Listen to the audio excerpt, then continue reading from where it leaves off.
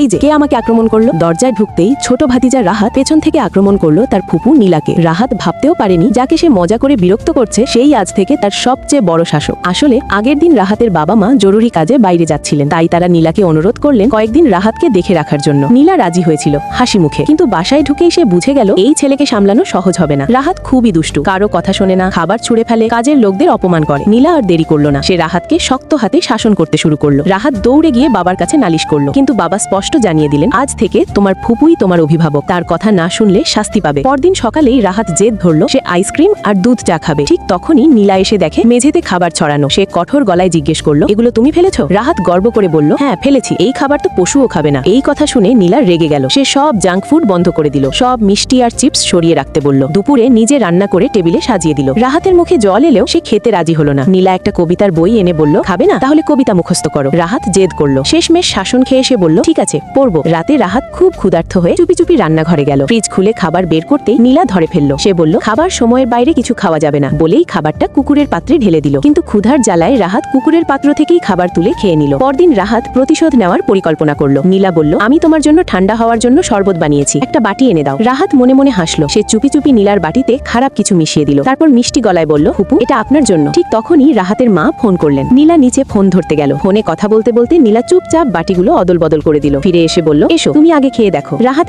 এক চুমুক দিতেই অদ্ভুত স্বাদ পেল। নীলা ঠান্ডা গলায় বলল যা মিশিয়েছিলে সেটাই এখন তুমি খাচ্ছ। রাহাত হতভম্ব, সে বুঝে গেল তার ফুপু এত সহজে হার মানার মানুষ না। এরপর থেকে রাহাত একটু একটু করে বদলাতে শুরু করলো, কারণ সে বুঝেছিল শাসনের ভেতরেও লুকিয়ে থাকে ভালোবাসা।